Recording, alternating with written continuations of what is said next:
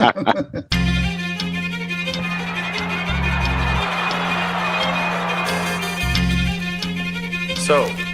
you think you're untouchable? Word life. This is basic thugonomics. This is basic thugonomics. Word life. I'm untouchable, but I'm forcing you to feel me. Word life. This is basic thugonomics. Word life. I'm untouchable, but I'm forcing you to feel me. Happy 4th of July week, Who Dat Nation, and happy Wednesday to our Bayou Blitz family. I hope everybody is doing well out there. I want to thank all of y'all for joining us if you're joining us live.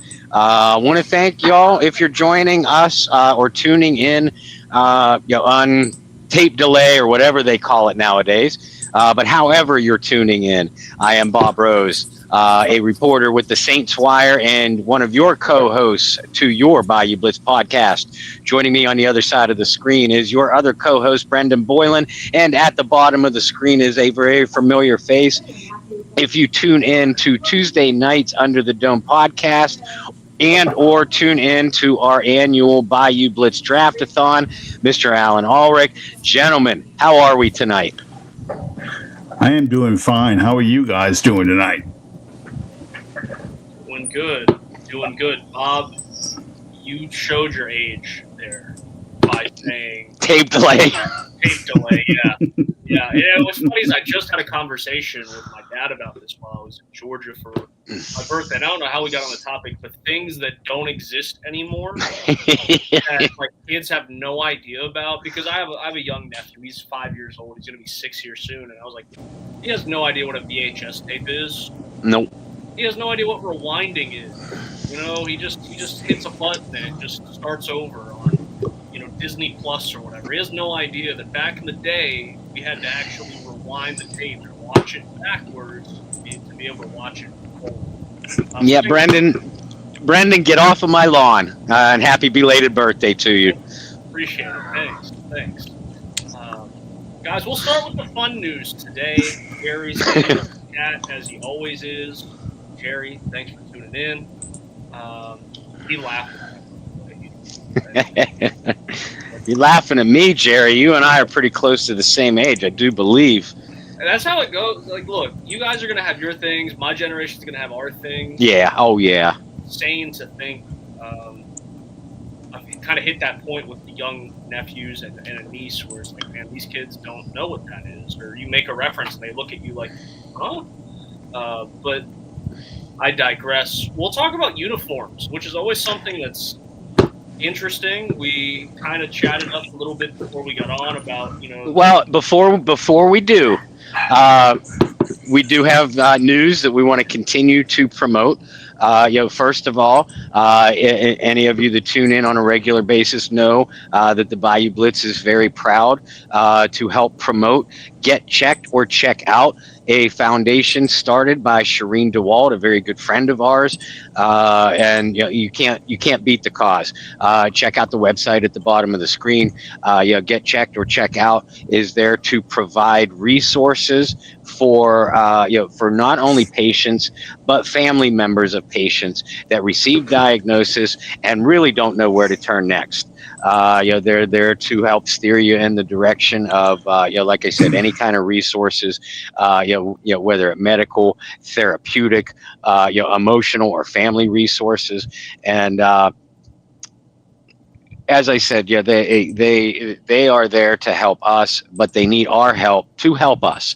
So if you have any extra money laying around, even if you don't, like I said, you can't beat the cause. Go to that website at the bottom of the screen or contact Shireen DeWalt, for donations or promotional opportunities. And Get Checked or Check Out, along with the Bayou Blitz, we're focusing on different health awareness issues every month. April was autism awareness. May was mental health awareness. June, of course, was cataract awareness. And July is sarcoma and bone cancer awareness month. Now, this is a rare group of cancers which malignant cells form in the bones or soft tissues.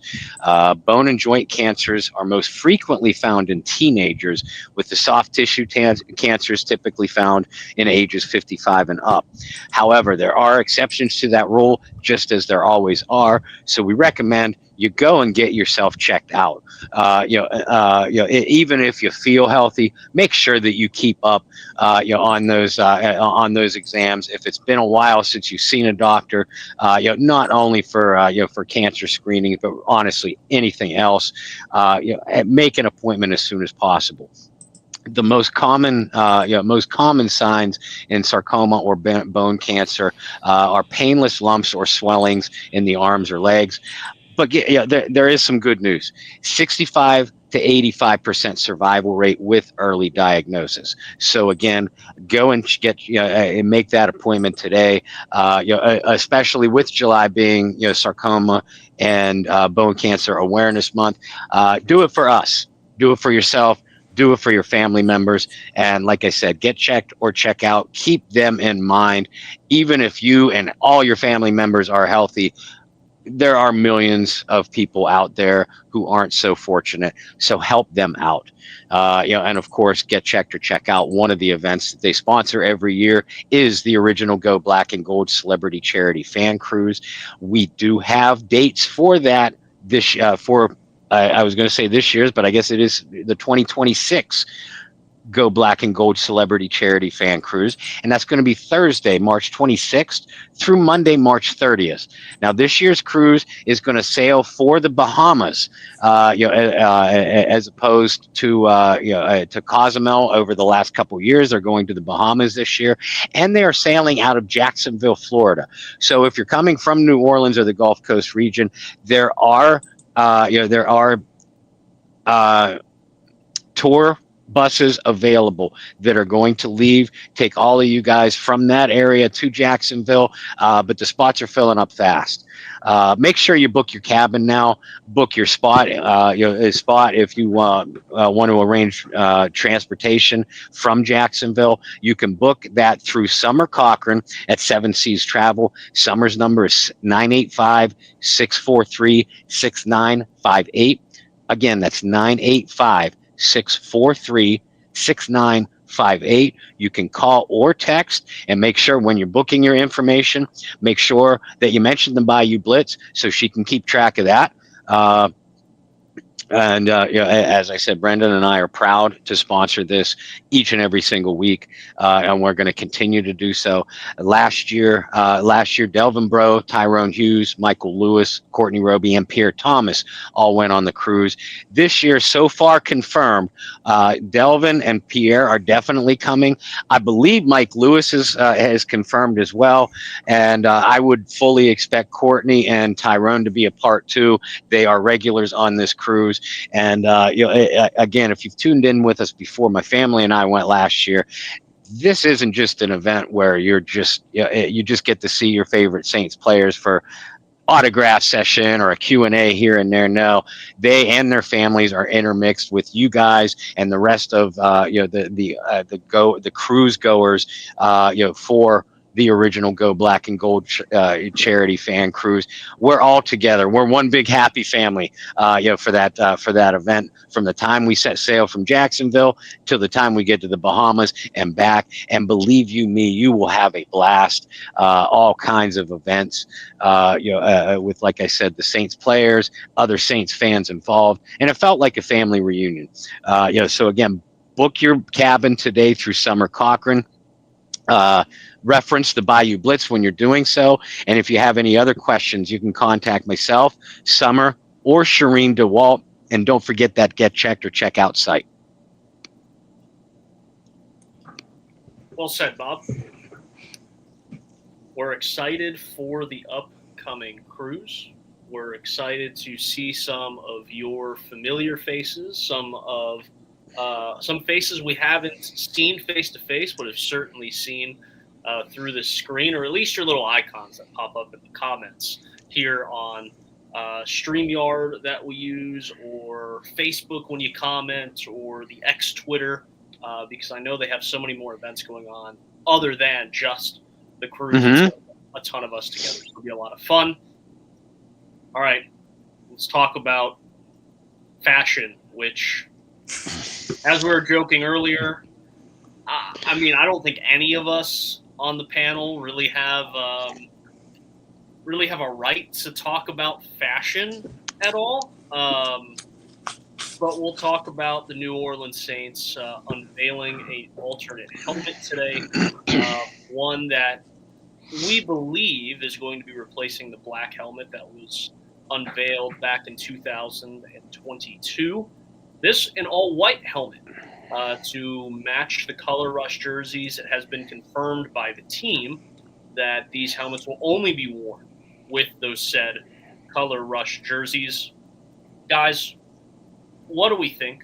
Does it really matter all that much to you guys? A, and then B, your overall thoughts on the helmet. You go first, Bob. Oh, all right. Does it matter to me? Honestly, no. This is a money grab, by the league, and all professional sports, hell, all collegiate sports now do it. It's to boost merchandise sales, so I get that. But you do like your favorite team to look halfway decent when they take the field, and I didn't hate the black helmets as much as most, but I hated the black helmets with the uniform combination that they used it for, which was the Color Rush. I think, and you confirmed it, Brendan, that they're going to wear these new helmets with the Color Rush. We're hearing probably 3 times this year on the schedule. As long as they're smart enough to make the gold on the helmets match the gold on the uniforms, then I think it's going to be a sharp, sleek look. And I know a lot of you, in addition to just hating the fashion part of the black helmets, with a lot of you, superstition kicked in, and the team was 0-4 in those black helmets. If Tom Benson was still owner, he'd have probably trashed those things after the first usage. That's what he did with the gold uniforms back in the early 2000s. But being an athlete, or former athlete myself, I am very superstitious, but I don't find myself as superstitious as a fan. So I say that. I say that even though I wear, certain clothes when they play at home and certain clothes when they play away. So I guess I'm being hypocritical here. I do think it is going to be a sleeker look, though, and I'm kind of anxious to see it unveiled. And I mean, I'm a traditionalist, and I know this is where you're going to kick in, Alan. I'm a traditionalist, and I don't like a lot of change, but I guess a little bit sprinkled in. It's going to boost merchandise sales, which is certainly good for the team. Definitely good for the league, and no doubt puts more money in. Somehow, some way, puts more money in that corrupt Nazi MF or Roger Goodell's pockets, which is what it's all about. He had to slide it in. He found a way. I had to. He always does. He always does. You got so far. We almost applauded you. You got so far, and then just right there at the end, when we were right ready to be like, "Oh, Bob did it." Oh, well, Bob did it. Yeah. I'm the same way. I'm a traditionalist. I'm a get off my lawn kind of guy now, and this is the first time the Saints in their history have had a white helmet. They tried the black helmet back in 1969, and the league at that time, and you still do, but you have to go through the league to get approval for any kind of uniform change. That could be numbers, that could be the color scheme, whatever it is. Well, as typical with John Meekum, he's 26-year-old owner. He's just going to do things. And I mean, he signed Jim Taylor back in '67, who played out his option deal. And I will get to my point, believe me. But he signed Jim Taylor, who played out his option. There was no free agency back then, so the Saints owed compensation for that. Then he goes and signs Dave Parks from the San Francisco 49ers in '68.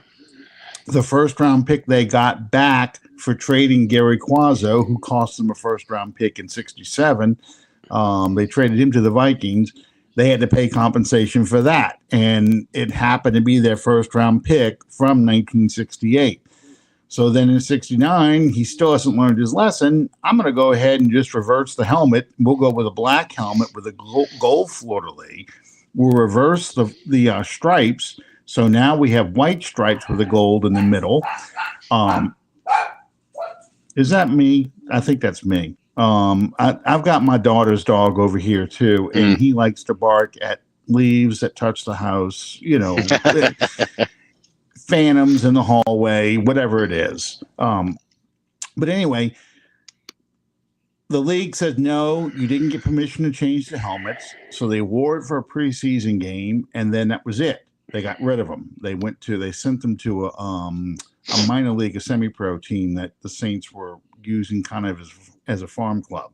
So this time they went to the black helmets. They did the whole league thing. They got the approval for it. It's a Sean Payton designed helmet.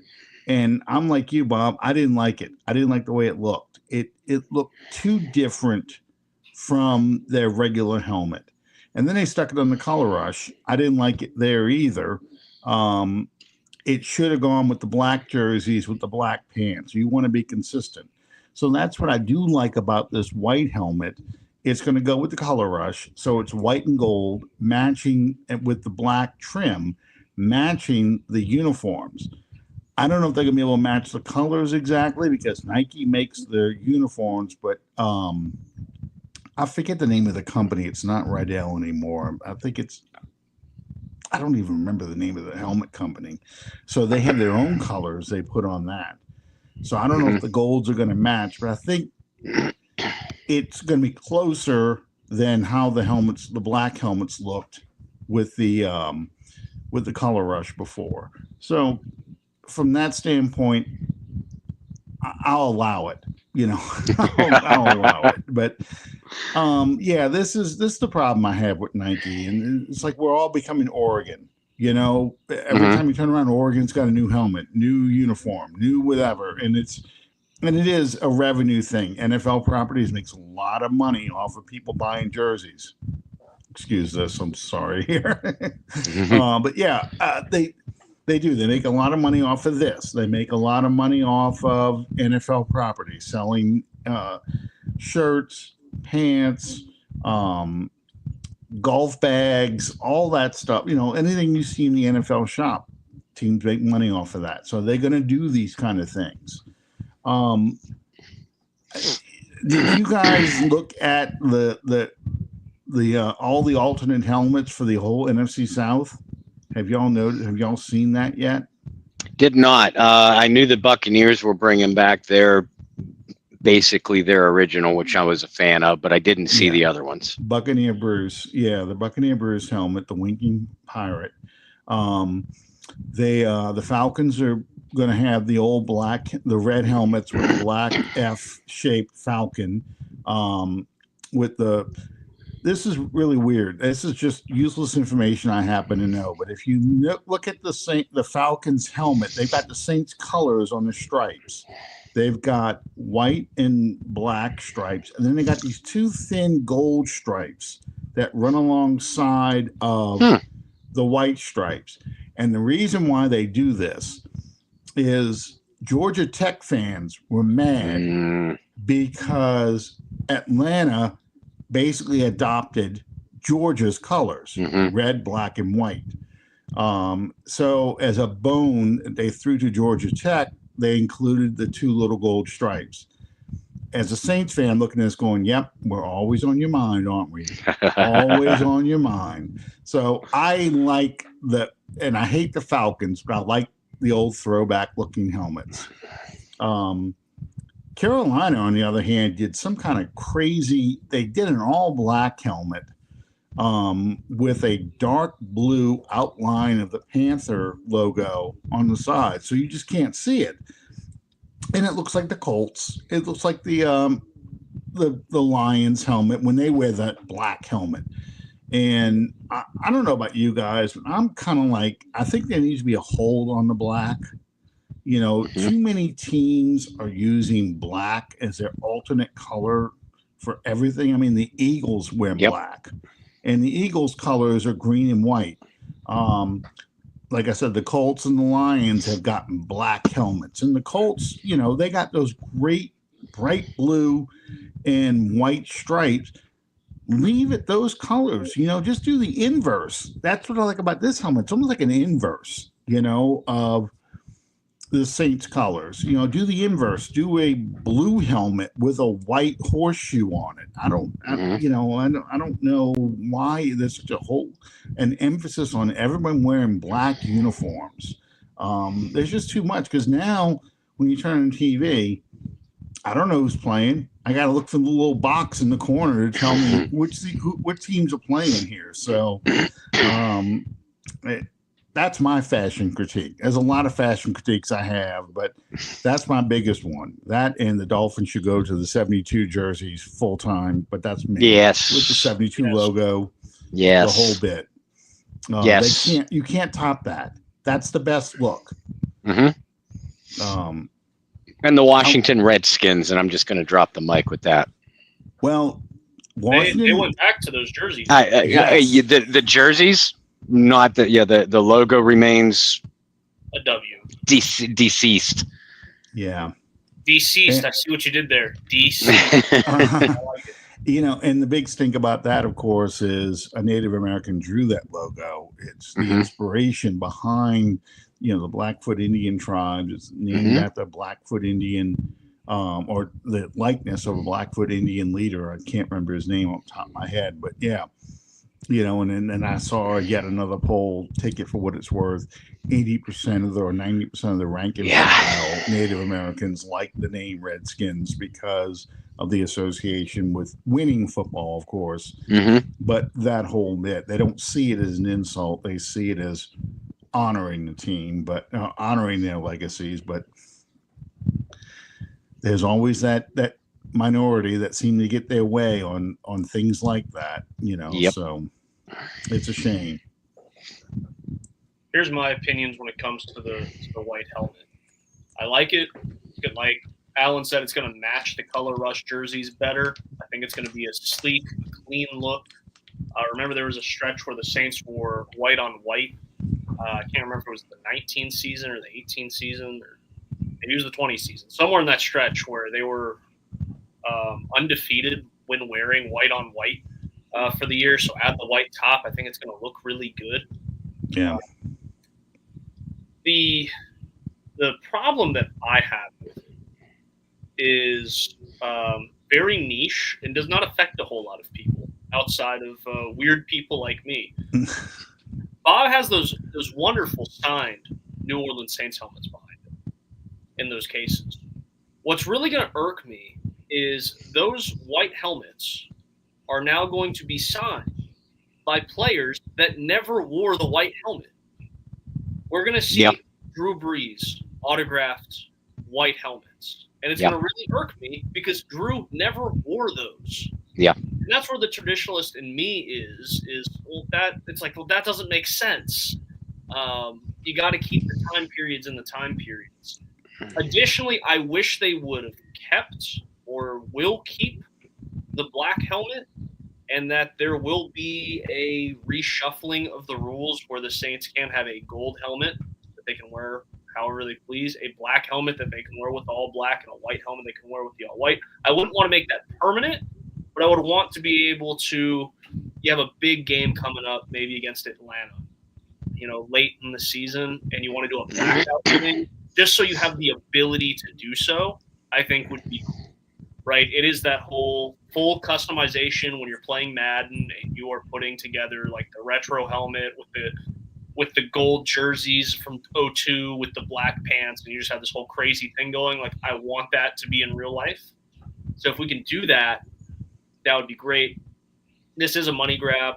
The NFL, Nike in general. I mean, Nike owns the NBA now. Yeah. Well, and Bob and I have had this conversation on air and in private. The NBA has a new jersey for every team every year, and it is extremely annoying because you like one or a fan base really gravitates towards a jersey that they only wear for 1 year. And then it's like, poof, it's on to the next one. So I hope this doesn't also become a revolving thing with helmets, where every 4 years, 5 years, you get a new helmet. I'm not a huge fan of that. Remember, the NFL did announce something about like rivalry uniform helmet. Yeah. Things. Weren't a part of that this year. I don't want it to become so overblown to where what Alan said, you don't even know who's playing when you're flipping through the channels. I don't want that to happen. You got to keep an identity with a team. You can tweak it a little bit.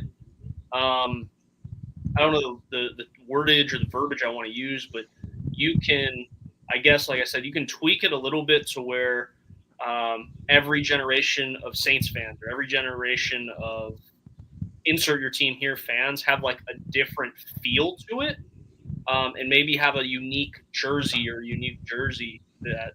helmet that was just for that specific time period. That's a cool idea. But when you start more than tweaking it and you just want to change things, then you lose everything that's special about your team's identity, your franchise's history.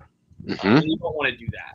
So I think the white jersey or the white helmet on the white jersey, it's going to be a nice touch. I don't have any problems with it. I have problems with the fact that Willie Roaf and Drew Brees are going to be signing those things, even though they never wore them. It bothers me. I hope that this does not become a common theme where every 4 years the three of us are sitting on this show talking about a helmet. Other than that, hey, I'm excited to see it out on the field. I think it'll look really clean. And that'll be that. Let's talk about football and not, football jersey helmets. The last few weeks, Bob and I have we've had some good conversation. We've posed some good questions, I thought. A week ago, we talked about which Saint veterans had the most pressure on them, offensively and defensively. I thought that was a great conversation, and Bob made some points that really opened my eyes to things that I wasn't necessarily thinking, and I hope vice versa, Bob. I brought up some points that you weren't thinking about either. Those are the conversations that we have, because a lot of the times you and I see eye to eye. The moments that we don't, it makes for great conversation. And then because it just proves I'm right and you're wrong in those instances. But you're right. Thanks. Damn. Was that my birthday gift from Bob? Was like a nice little roast. Like, I'm right, Brendan, you're wrong. Bob chose violence tonight. I opened my eyes and chose violence. I was surprised I didn't hear from you guys when I published my Athlon piece this morning about the history of number 60. I had I'm just going to outright say it on the air. Don Reese wore number 60, of course. And Don Reese, most remember Don Reese for the controversies and the drug issues, and while that obviously took over his career, many forget how good a player he was. And I mentioned all that in that particular section of the article. But Sports Illustrated did a rather infamous piece in 1982. About Reese's issues and the dark and seedy background of the NFL back then. Reese supposedly wrote that. I actually remember reading it too. But it was back in 1982, and the way that I said I started Sports Illustrated, way back when they were actually a reputable site.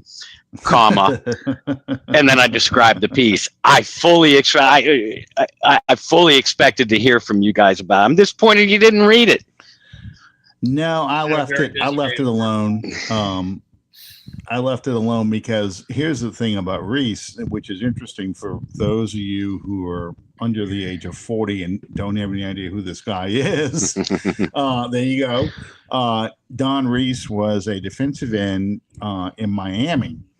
And he and a teammate, Randy Crowder is his name, tried to sell cocaine to an undercover cop in Miami, got busted, sent to jail. And the Saints decided, you know what? We'd like to trade for a guy who just went to prison for selling cocaine to an undercover cop. So let's go ahead and trade because we need a pass rusher. let's go ahead and trade for Don Reese. And he showed up in 1978 to the Saints. Yeah, because he was And- suspended for 77 while he was in jail. So Yeah. suspended for the year. Yeah. And he promptly went right back to cocaine. He and Chuck Muncie in 1980 were freebasing in training camp. Reese would have these bipolar moods depending on how he felt after he took a hit of cocaine. Punched a teammate, cold cocked him, teammate Don Schwartz in the locker room in 1980 for taking a slice of his birthday cake. Rich Marty, the special teams demon, whose son also played for the Saints as a linebacker. But Rich Marty got sick of his crap basically and challenged Reese to a fight. And I just want you to imagine Reese was about 6'5", 6'6", 260, 270. And Rich was my size. Rich Marty is about 5'11", maybe 6 feet tall in heels, men heels, but and about 180 pounds. And he looked him right in the eye and challenged him to fight. And Reese decided it might be better if I just stay in the locker room. So yeah, he was if you want to know why the Saints went 1-15 in 1980, Don Reese and Chuck Muncie doing cocaine was a big reason why. Yes, sir. So yeah, that's an infamous number 60. That's probably the most infamous player on there. Their dealer will come up probably in about 2 weeks, Bob. Number 33, Mike Strong. That was the dealer on the team. He managed to snare Muncie, Reese, Dave Waymer, Frank Warren, and George Rogers. All were buying drugs from him. And George Rogers, this is 1981, his rookie season, George Rogers wrote him a check for drugs. I don't know if he put in a memo thing for coke, but that would have been perfect if he'd have done cocaine purchase. Yes. But yeah, that's how they caught him, because they found the canceled checks. So, we didn't say, we said he was a Heisman Trophy winner. We said he went to South Carolina. We didn't say he was very bright. Right. He could run the football though. Yeah. But yeah, my first shot on the bow was at Sports Illustrated this morning. So yeah, clearly Wednesdays are a day I choose violence. It seems like it. Any honorable mentions for 60? Because the first two that come to mind are centers. Maybe it's because I played center, but you have Max Unger, Brian De La Puente, both wore 60. Though I guess that would be the honorable mentions. But Corte too. Corte too. Those were. Sorry. Court, De La Puente, and obviously Unger. They were if you'll pardon the expression, they were the centerpieces of the article. And I try to, for those that don't follow this, this series, and I've since moved. That was the last piece that I'll be doing in the series on Athlon. I'm moving it over to Saints Wire beginning tomorrow. But with each player that wore a particular number, I try to mention something about them if they played more than a year or two. But trying to keep it manageable as far as a word count. I try not to go too crazy. For some of the team legends, the Saints Hall of Famers, the Pro Football Hall of Famer, players like that, I'll go a couple paragraphs, but for the most part, I try to keep each player within a couple of sentences, which limits the backstories to some of them, good and bad. Steve Court was a graduate of the University of Arkansas when the Saints drafted him, and he was one of the strongest players in Arkansas history. Could squat like 500 and something pounds. I mean, just an amazing physical specimen. And he actually does the pregame show with Steve Geller on WWL here in New Orleans before the game, Mm-hmm. and Steve's got probably one of the best radio voices I ever heard. This guy should be reading audiobooks. He's just got a great voice. And I really enjoy listening to him. He played guard and center for the Saints. He lasted into Jim Moore's years. He had some injury problems, but probably one of his more famous plays, for those of you who may have watched Saints highlight films like I do or anything like that, was back in 1983. That final game of the season against the Rams, George Rogers tries to get in from the 1 yard line, and he fumbles, and the ball bounces in the end zone. Steve Court recovered it, and it should have been the game-winning points, but life doesn't happen that way. It's not fair. But yeah, but it was such an incredible moment in the fourth quarter that he got this touchdown, and the crowd was just going nuts. And here's this center with these huge arms, just fantastic. He was a good player. It's just a shame the injuries kind of took their toll on him and never got to really let him have a long career with the Saints. But he still works with the Saints as part of the pregame broadcast. Well, let's dive into it. Who are we watching at training camp this season, kind of going hand in hand with what Bob and I have talked about between, have the Saints truly improved at certain positions? Do they overwhelm or underwhelm? And then which players had the most pressure on them? I think as veteran players, rather. So I think with all of that, the culmination of all of the conversations we've had, it kind of brings us to this point of like, well, who are we watching? And I think the really awesome part about this is the three of us are going to have completely different answers on who we're watching. So we will start with you, the guest, Mr. Alan Ulrich. One player offensively, one player defensively that you were watching specifically when training camp opens in 2 weeks. I'm going to go with the obvious name, Tyler Shuck. I mean, that's the whole camp is going to be about that quarterback battle. And Tyler Shuck is the quarterback that Kellen Moore chose to lead this team. Is he going to win the quarterback contest in preseason? How soon does that happen?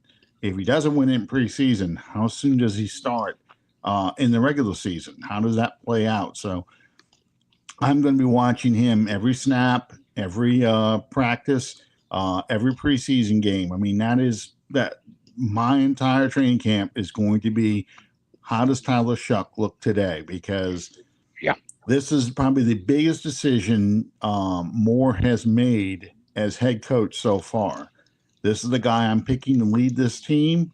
Let's see if he can do it. Now, I've been very, very, very impressed with him this offseason.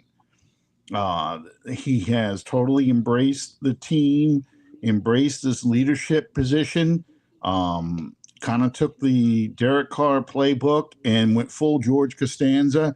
Whatever he did, I'm going to do the opposite of. And it's paid off tremendously for that. The negative about that, though, is he hasn't signed yet. He and about 25 or 30 other players in the second round have not signed their deals. And he signed a waiver, so he participates in OTAs and the mini camps, but you can't do that in training camp. Right.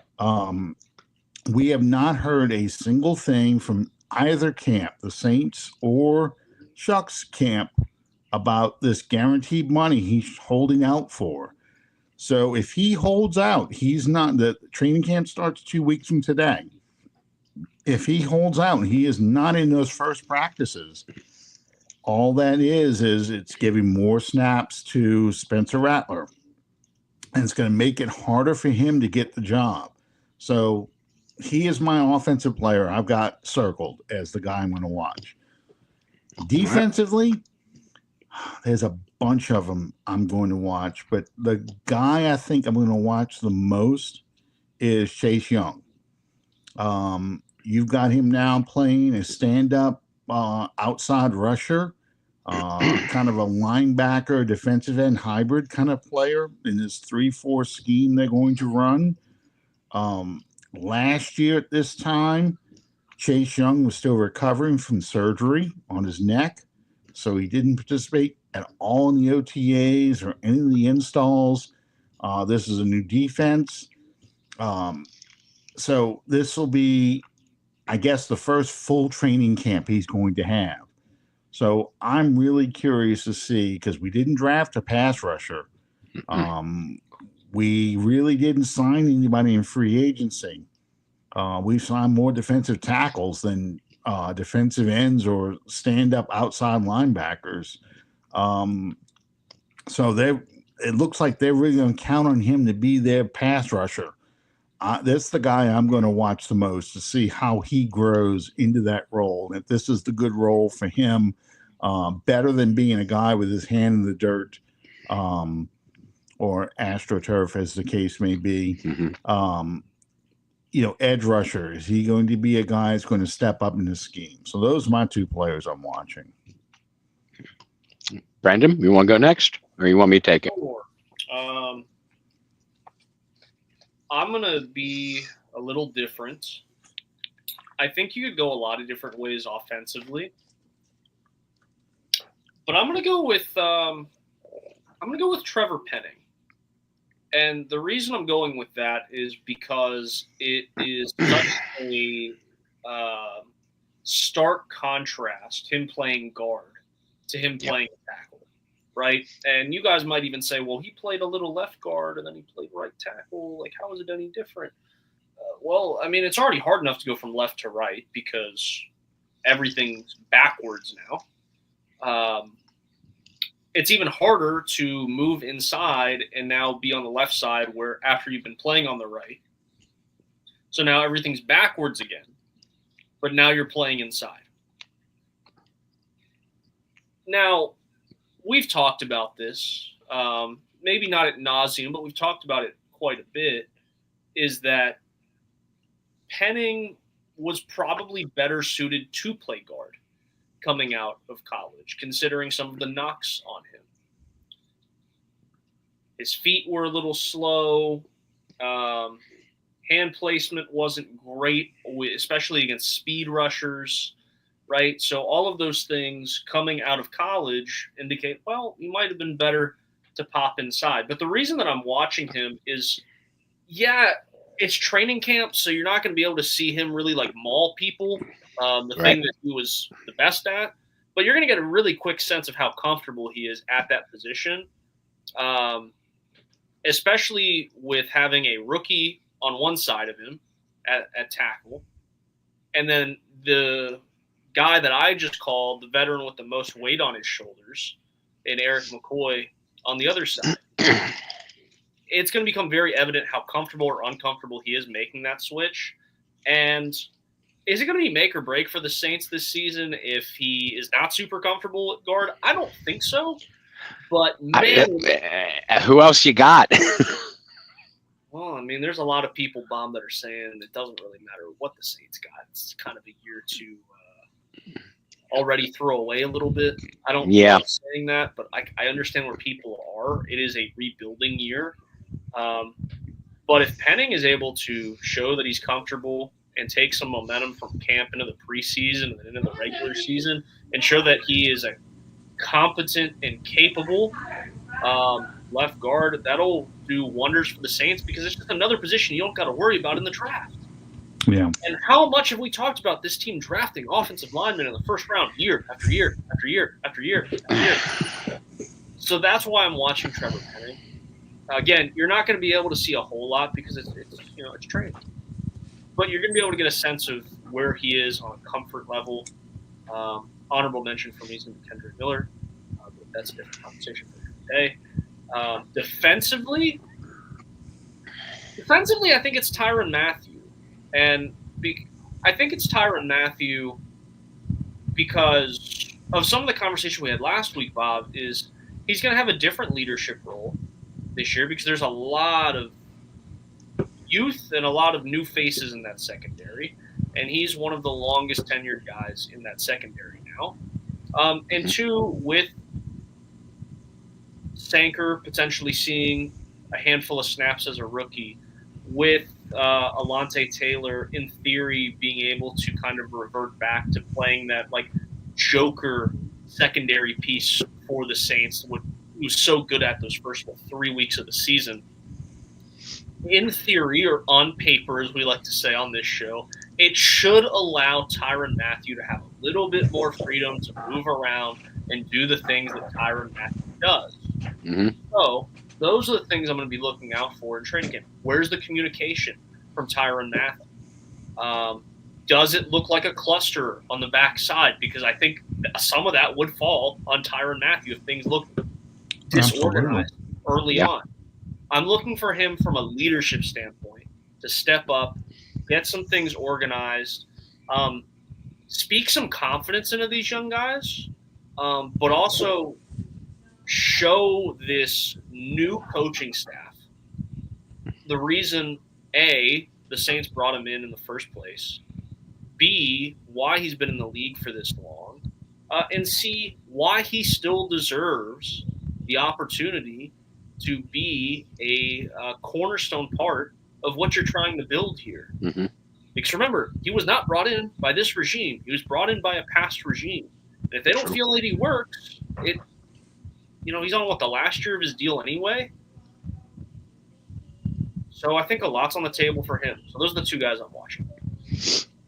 All good ones, guys. And I think everybody's eyes are going to be on the quarterback position. Not only Tyler Shuck, but how competitive is Spencer Rattler going to be with him?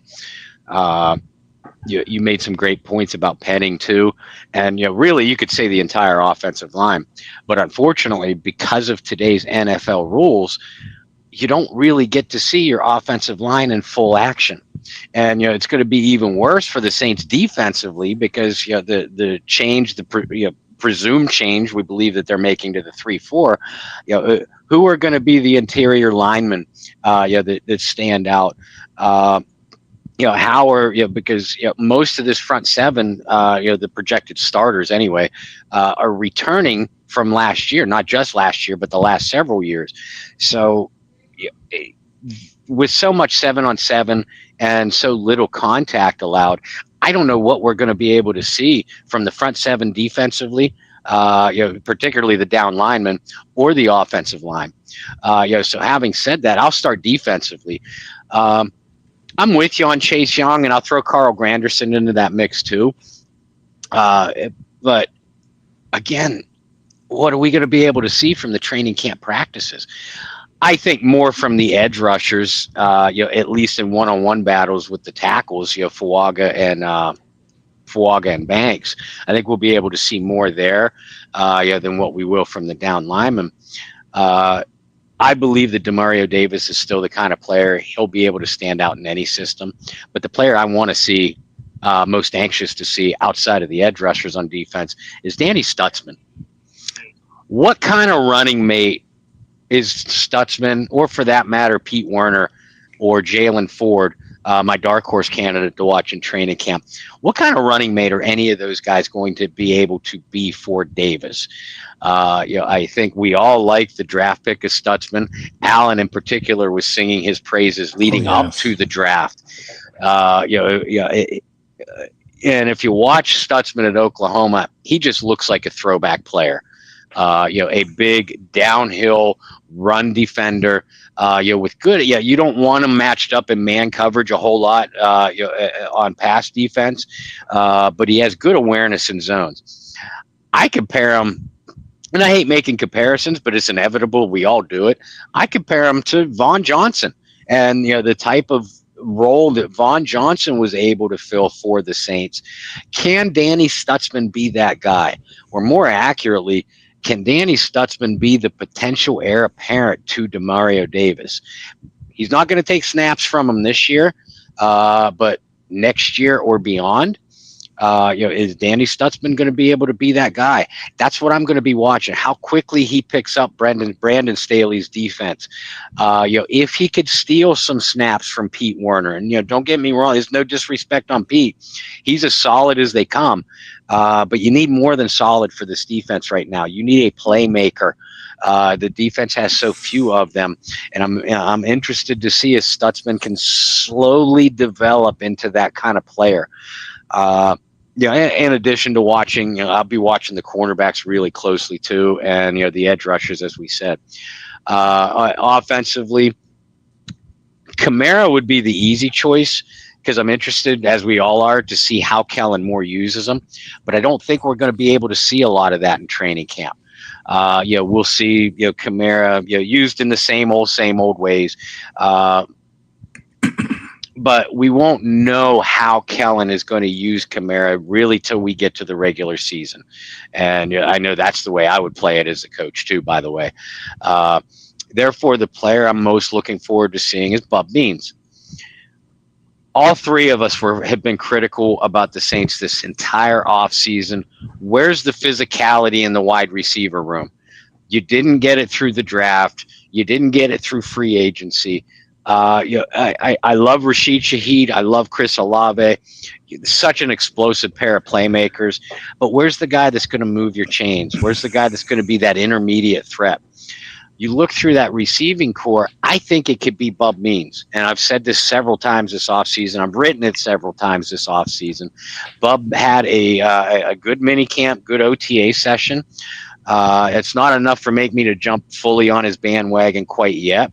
But I will say, loved his film at Pitt. Seemed to have a real rapport with Spencer Rattler, when Carr went down. But then, unfortunately, Bub himself went down. He went down in the same 2-week stretch. That they lost. Olave, Shaheed, and Bub Means all went down in a 2-week stretch. So you were only able to see a short sample size from Bub Means. But if you go back and watch his tape at Pitt, he excels on contested catches. That's exactly what this receiving core needs. Is he a Michael Thomas type of physical receiver, Marcus Colston type of physical receiver? No, but you don't necessarily need to be a physical specimen to win those battles, but you do have to make the contested catches, get separation, at least enough for your quarterback to trust throwing the ball to you in the 3rd and 8 situations, 2nd and 7 situations when you really need to keep those chains moving and keep your defense off the field. I think Bub Means can be that guy. I hope he could be that guy because I don't see anybody else with the potential to do it in the receiving core. So that's my guy on offense. It's really funny because we talked about this during the draft. We were really surprised that the Saints didn't address either the cornerback or receiver position. And I think both or all three of us were kind of, when the Saints made the picks they made in the 3rd round, we both, or all three, all seemed to be saying, okay, but where's the cornerback? Where is the receiver? Where is, you got a safety, but is that safety the best safety on the board? That kind of thing.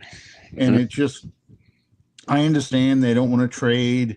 They're not making big deals anymore. This is rebuilding. They're rebuilding piece at a time, but it's just kind of funny that those positions they really didn't address in free agency or the draft. So it's like, okay, these are the guys we're going to roll with. And I think that's part of the reason why so many prognosticators are so down on the Saints right now. It's because they still think these guys have holes on the team and the players they have aren't going to be able to step up. Well, the fact of the matter is they do have holes on this team. And yes, you're going to have opportunities for guys in training camp, preseason, regular season to step up and show what they're worth. But we are so far removed from this being a team that you look at the roster and this team can compete. This is one of the years where you look at the roster.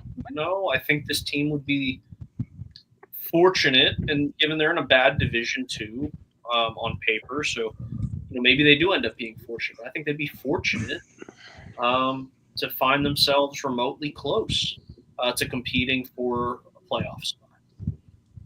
This is a team where, I'm sure a lot of national media would agree, is you're looking at 6 to 9 wins, 6 to 8 wins, like, and that's on the high side, the 8 or 9. So that's the unfortunate reality of it. But yes, we had questions regarding what they did in the draft, what they've done, this offseason in terms of signing guys.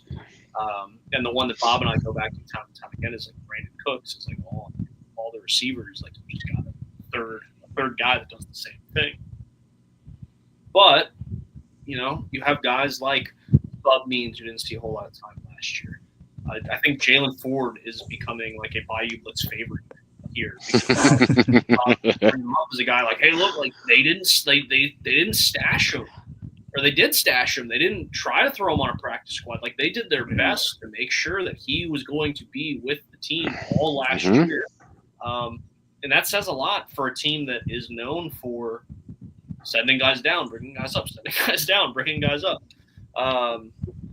So time will tell. And I think here in 2 weeks, we'll have a lot to talk about. And with that, we have some programming alerts for the next 2 weeks because I will be out of town and then Bob will be out of town.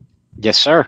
So, next week, and we realize that a lot of viewers of the Bayou Blitz are also viewers of Under the Dome and vice versa. So really what we're about to tell you will only give you guys 1 day, essentially 1 day off in each of the next 2 weeks from seeing, at least one of our lovely faces. So we, Alan, you still want to run Tuesday nights next week? Okay, so make sure I remember this correctly. Brendan, you're out next week, and then Bob, you're going to be out the week that they actually go to training camp, correct? Yes. Okay. Yeah, so we can still do Tuesday night Okay. Under the Dome, and then what we can do then the week of training camp or the day training camp opens, and I can join you, Brendan, here on this show. Yep. And we'll do the Bayou Blitz only, just like we did this week. Okay.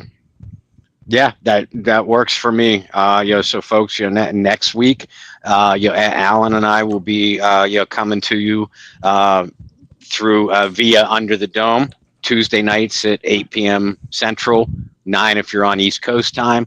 The following week, I'll be basking in the hopefully sunlight and not gloominess of Virginia Beach, Virginia. So Alan and Brendan will be taking the Bayou Blitz slot on Wednesday nights. As Alan said, the opening day of training camp, and we will post reminders on all of our pages, the Bayou Blitz Facebook page, Under the Dome Facebook page, and all the Facebook groups that are associated. Is six or seven of those associated with both groups. So we will be posting reminders for sure. Absolutely.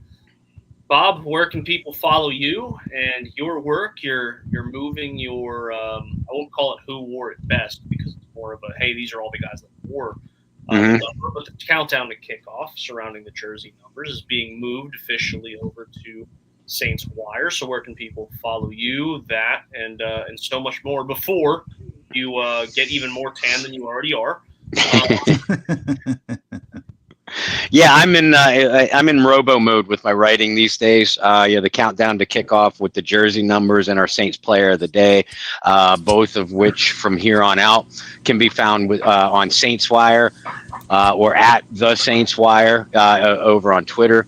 I'll pretty much be writing for them and John Sigler full time now. Great staff over there, so don't just check out my pieces, check out all of them. Saints Wire also posts their pieces on Facebook as well, and as always, I post all of my articles through my own personal social media. Bob Rose on Facebook, at Bobby R 2613 on the X Twitter, and make sure if you aren't already a member of the Bayou Blitz Facebook page and Under the Dome Facebook page. I realize a lot of you are, and if you already are, thank you for that. If you aren't, go jump on and join right now. If you already are but know people who aren't, Saints fans, football fans, Saints historians especially, bring them over to that group. We're trying to grow both brands. Under the Dome, the show has been around for several years. Started by Alan and our good friend, the late Sean Williams. Alan and I are trying to carry that name on proudly. And then Bayou Blitz, technically since 2018, but Brendan and I coming to you weekly since 2022, I think now. Continue to make those brands grow, and you can do it by bringing fellow fans over to those Facebook groups. Follow them on YouTube. Subscribe. It's obviously free, and don't forget, check out that Get Checked or Check Out website. Contact Shireen DeWalt. Contact Summer Cochran to book your cabin for the 2026 Go Black and Gold Charity Celebrity Fan Cruise. Again, March 26th through March 30th, sailing from Jacksonville, Florida into the Bahamas. We'll be there, so we hope to God we see you there too. And Mr. Allen, where can people follow you and everything that you do?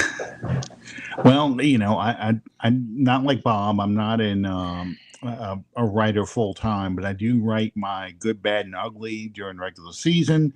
Occasionally, I do some things for preseason. I didn't last year, but this year is going to be totally different with a new coach, new roster. I may end up doing a couple of them for the preseason games this year. I just haven't decided. It just depends on how those games kind of play out. You mentioned Bayou Blitz, the Under the Dome, how long that's been around. I want to say this is we're going into our 9th year. I think 2016 was our first year. So I think this is our 9th year of Under the Dome. Wow. A lot of changes.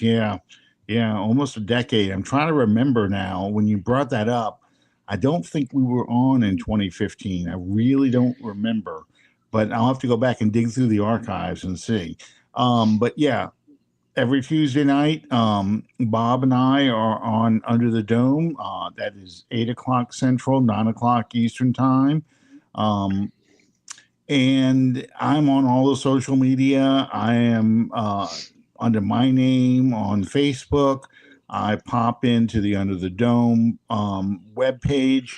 I also am on Twitter/X as 79 Saints. Comment a lot on Saints history, comment a lot on the Saints games over there as well. So those are the best places to find me. And for myself, you can follow me just about everywhere at BT Boylan. Thank you to you folks that reached out and wished me a happy birthday.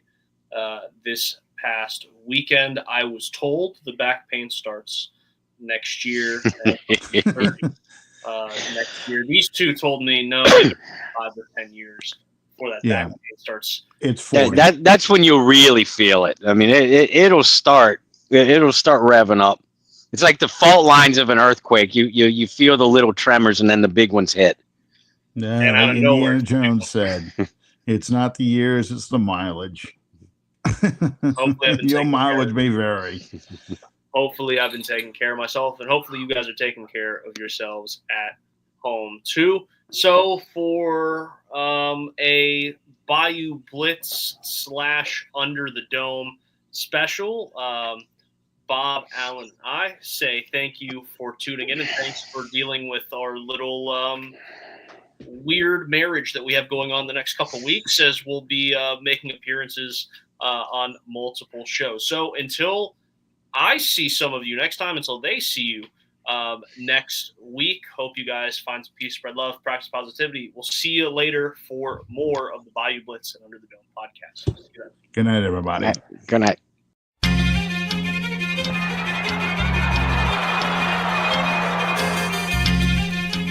So, you think you're untouchable? Word life. This is basic thugonomics. This is basic thugonomics. Word life. I'm untouchable, but I'm forcing you to feel me. Word life. This is basic thugonomics. thugonomics. Word life. I'm untouchable, but I'm forcing you to feel.